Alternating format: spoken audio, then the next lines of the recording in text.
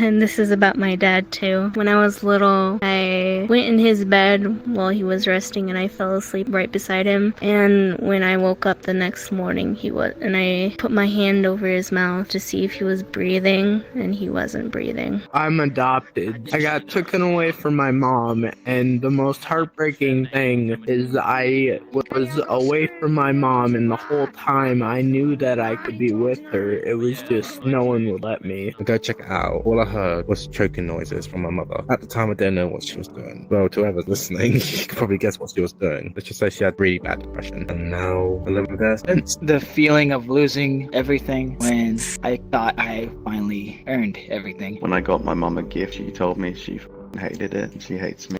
I felt different after that. What happened was that he already put a fentanyl patch on him to help him with his back pain, and he accidentally took the brand new one off and put another one on, and he overdosed on fentanyl. If you were to love someone so much and then you would just have to be away from them for the rest of your life without any say, would you accept that, or would you fight it? Probably being stuck in a wheelchair for a while. I got shot in Afghanistan. In recovery took like a year, and that was probably the most depressing moment of my entire life. You join the military and your girlfriend cheats on you and shit, right? We were together for like 3 years before I even went. I went through the hardest training of my life, which took about a total of like a year and a half before I actually got to come back home. For the 3 years that I've been here, it changed me completely because I used to be extremely depressed. It was hard to play other games that I didn't really connect with that well, so I never really talked to anybody. But when I finally got my headset, I was able to be more interactive and talk to people now. It's changed me a lot. She couldn't take care of me because she was a drug addict and a drug dealer. So I got taken away, and so did my brother and my sister. And we went into foster care for 6 years. I had 6 different homes, and then we're all in a adoptive home now. But my brother, he's in juvie because he's smoking crack a lot and doing weed and heroin. And when I did finally come back to the pipeline, the day I got back home is the day that I got left. And I had found out that during the last 9 months of my training, she had just pretty much given up on us, even though we were still talking every single day. But at the same time period, I had a storage unit with all my stuff from before I joined that got broken into. Literally everything got stolen, right? My parents separated, and my brothers were separated, living with different parents, different homes. And then everything that I did earn while I was in the military ended up burning down in an apartment fire I almost died in. Probably my dad leaving me when I was 14. Honestly, he could be dead for all I know. To be separated of my daughter, I guess. That's something I'm still struggling with. I think that will never be okay until I'm able to see her again. She's changed a lot. Yeah, for the better. She doesn't do any drugs anymore. She did speed for 25 years. It's because my dad died that she got into it in the first place. He overdosed antidepressants. I'd say after my grandma died from lung cancer, my mother promised to never smoke again, and then on Christmas night I caught her smoking, and then it made me really upset, dude. I threw her cigarettes in the toilet whenever I got a chance. I'd search her whole room. Losing my grandma, she was in the hospital. She was very close to death. And the first thing I did when I saw her, I ran out of the room because I couldn't see her in that state, because it was so heartbreaking. And a few days later, she was dead. And I didn't even say goodbye, I love you, none any of that. I regret that very dearly. Everything I had before the Navy got stolen. Everything I had while I was in burned down. Although the day I make military history is being young for doing a thing that I did. It's the same day that I got out of a relationship, and the same day I found out that my parents were no longer together, and we no longer had our house that I was from. So it's like I came back home to a home that didn't feel like home. I knew someone who was like my uncle, and then he had no money. Then he needed money, a lot of money. I don't know why. Then he found drugs. Then he spelled them in the wrong spot, and then they choked him and left him in the street. Like his mom changed and she became crazy. She had to go to the doctor. And my mom died,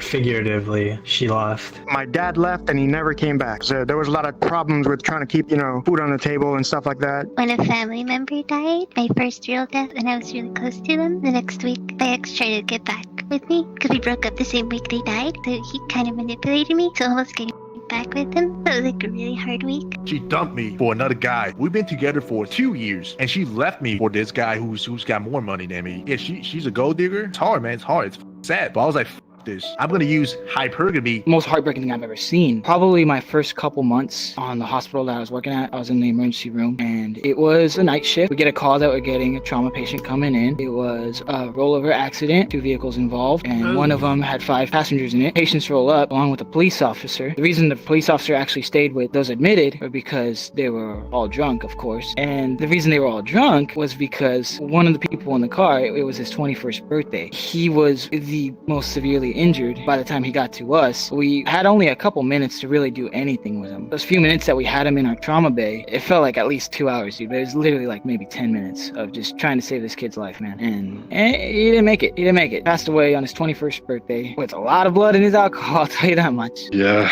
that's the way it is sometimes between parents, I guess. Maybe you don't understand each other so good any longer, and then you decide that it's better to part ways. Now my daughter's living 1,000 kilometers away from me, so I can't see her, and her mother she's not trying to make it easy for me, you know? My sister having a tumor. I've been like this for my whole life. I'm half blind, I'm in a wheelchair, and I can't walk. I'm pretty much That was the first time I got to actually see a patient in that critical condition die in front of me while I was working on him. It was pretty rough, for sure. It gets more comfortable, but it's one of those things that I still look on, and it's one of those things that I get a little bit worried about whenever my friends like, oh no, dude, I'm fine to drive. I'm cool to go home. I'm good, you know? When you're down, you know, you gotta get up. You gotta be resilient, man. You gotta bounce back. You know what I'm saying? I was like, that shit. I started grinding, you know, got my job, you know, making that bread, and now boom, I'm still broke. Stop laughing. This is serious, bro. Don't get me wrong. I love working and doing what I do, but you can't have the good without the bad. And sometimes you need something really bad to show you that even just a little bit of good makes it all worth it, man. I'm still broke, but you know, it's not always about the money, right? It's about your mind. You ever seen One Piece? Yeah, then you know what I'm saying, bro. It's all about your vision. You want to be the greatest pirate? Yeah, you know what I'm saying? You want to be the greatest pirate? You go ahead and get it. I thought One Honestly, Piece bro, was I about have friendship. no idea what I'm talking about, bro. What? I thought One Piece was about friendship. Having someone that you thought care about you for a whole year turn around and backstab you, and having figured out that later on that they was just being used. Well, I didn't have any girlfriend, you know. my mother's body was rejecting me way too early. I was 2 months early, I think. The doctors always told her it was a miracle that I survived in the first place. My father disowned because of a really bad argument regarding me taking my mom's side over. The final straw was my father said, okay, then I'm just going to cut you out of my life and you are no longer my son. Just like that. That was 5 years ago. I'm transgender and my family is very against me being any form of LGBTQ. My father once tried to force me to go to church, but that didn't work. They constantly allow me to have no privacy, so I'm having to keep everything, like my PC, everything out in like the living room, to where if they are home, they can see what I'm doing. And then on the day we're gonna take him home, you know, this is the best he's looked in weeks, he ends up having a major stroke. I basically had to watch my dad fall off of his hospital bed. His voice was muffled saying, help me. And I was like holding him up from his chest to like keep him off the ground. And all the nurses were nowhere to be found. When I went outside, I was like screaming like, you know, where the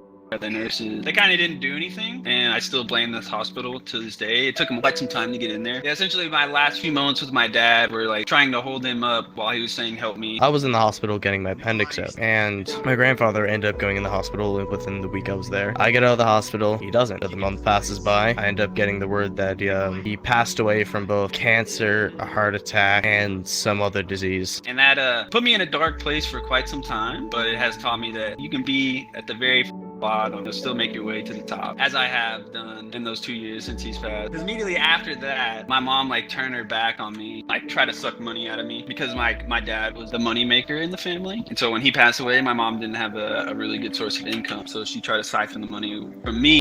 Being dumped by a girl while on vacation with her family. My ex cheating on me. Hey Michelle, if you see this, I love you, Michelle. My ex was cheating on me, and the other one was that I found out that my dad was cheating on my mother. I'm an electrician. The last hospital I worked on was the hospital that my dad passed away at. It was like reliving it twice. Wait, you worked on it after your dad passed away? Yeah, they did it in addition to that same hospital. So like going there every day was like living it over and over and over. My parents sat me down. Well, my mom and my stepdad sat me down. They told me my dad died in a, he just died of like liver failure. Yeah, just like the sudden,